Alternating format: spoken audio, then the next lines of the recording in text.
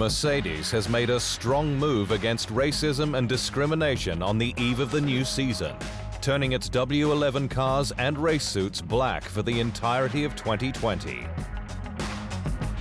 The move, hailed by six-time F1 world champion Lewis Hamilton, is part of a pledge to improve diversity at the squad, and will be followed by a dedicated inclusion program set to be announced later in the year. Williams will also have a new livery in Austria, following its split with title sponsor Rocket. One that gives more space to its remaining partners, with neutral tones to help attract fresh investment to the squad. It was blue skies and bright sunshine at Silverstone last week, ensuring perfect conditions for Red Bull Racing's return to the track and preparation for this weekend's season opener. There, the squad practiced F1's new normal, and with the machinery that it will use at the brand's own track in Austria. The updated RB16, limited to just 100 kilometers in its second of 2 filming days for the year.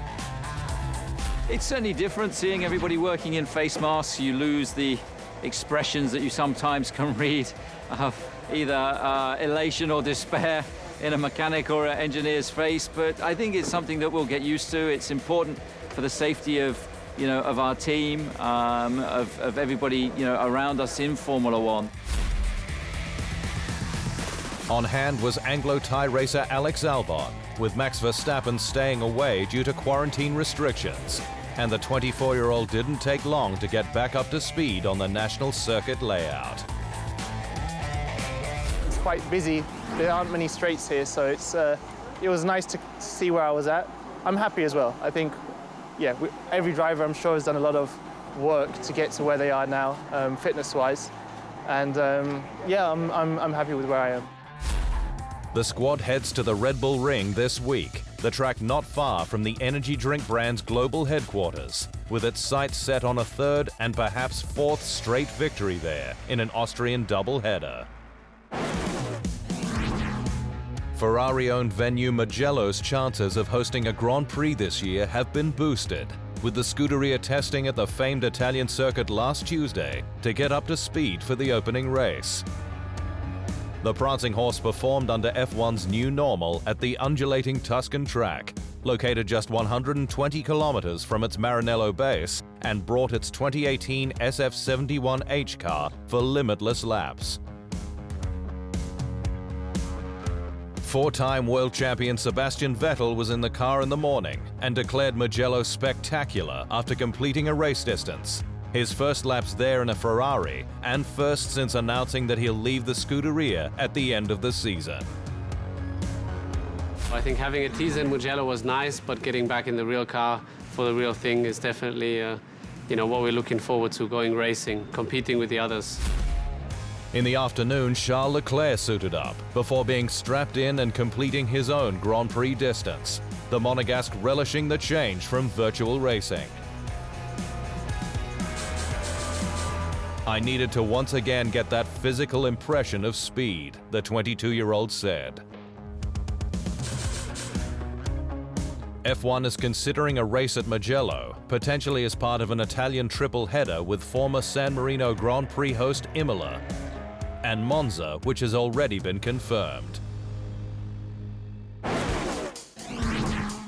Kevin Magnussen isn't expecting a grid full of rusty racers at the first event, with the Haas pilot sure everyone will be ready when the 5 lights go out on Sunday at the Red Bull Ring. F1's season-opening Austrian Grand Prix will mark 4 months since pre-season testing in Barcelona, and 7 since the last race in Abu Dhabi, held in December last year. But Magnussen, speaking exclusively to the Inside Line, says it won't mean carnage. I think the first 2 runs, maybe FP1, will be about getting back up to speed, just getting used to it. But it's not gonna we're not gonna be miles off. We're used to being out of the car for long periods of time and then come back and jump in and be fast. Magnussen spent 2015 on the sidelines after McLaren replaced him with Fernando Alonso in the first of its nightmare years with Honda. But the Dane doesn't think that gives him an advantage in knowing how to make the most of his return to racing. I don't expect things to be, too difficult coming back after this. We drove the cars, a few days, got back into the rhythm back in February. And although that is still even February is a while ago, let alone the last race in December. But I think we will find the rhythm pretty quickly. McLaren may be F1's biggest mover, rising 5 spots in the constructors' standings over the last 3 campaigns. But its staff can breathe a little easier, with the wider McLaren group agreeing a £150 million loan from Bahrain's National Bank to bridge an urgent cash shortfall. The historic marque has been severely affected by COVID-19, with car sales down, showrooms temporarily closed, and sponsorship revenue hit, with F1 and IndyCar on hiatus for months. But McLaren was forced to approach Bahrain's National Bank after bondholders blocked the mortgaging of its properties and historic cars to raise the needed cash, an avenue that the team is still pursuing via legal action in the UK courts. The new funding will act as a buffer.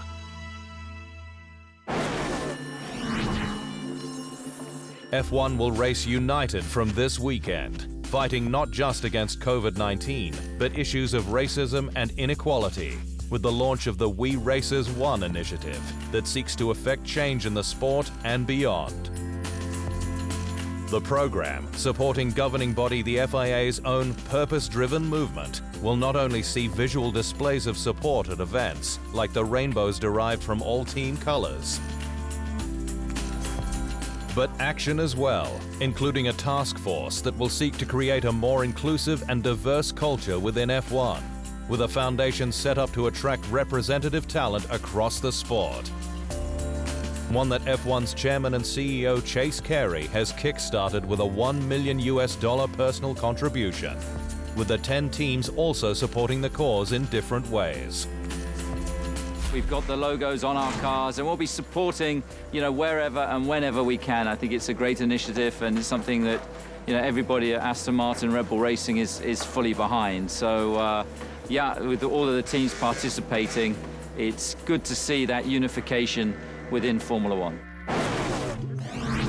Former F1 boss Bernie Ecclestone again found himself deep in hot water last week, following controversial comments he made during an interview with CNN, in which he said that recent diversity initiatives wouldn't do anything bad or good for the sport, and also that, in lots of cases, black people are more racist than what white people are.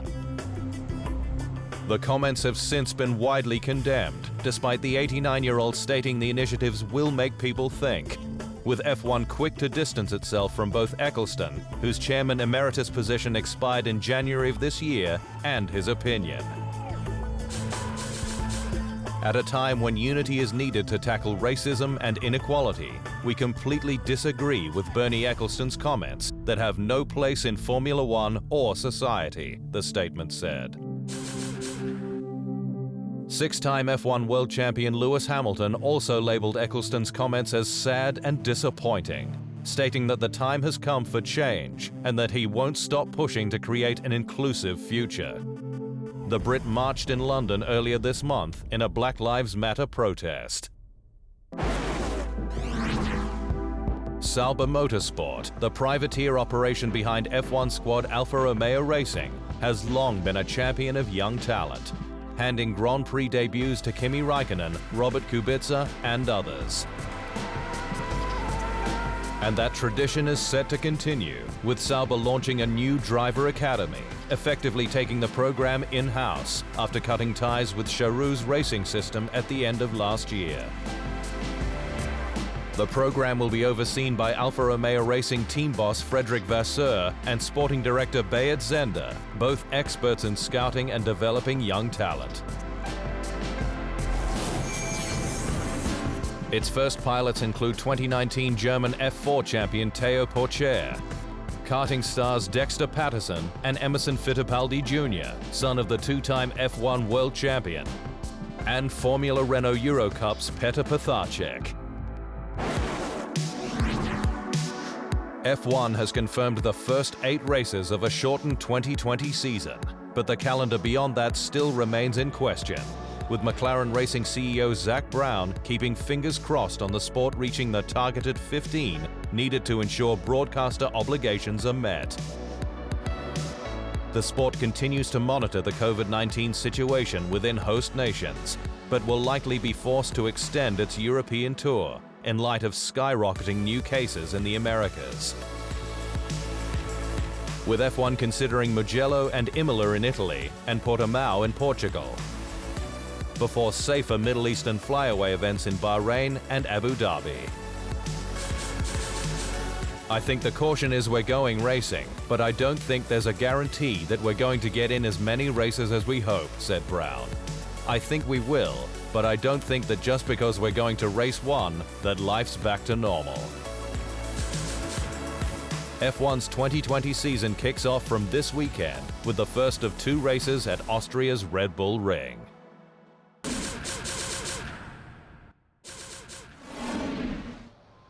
Thanks for watching.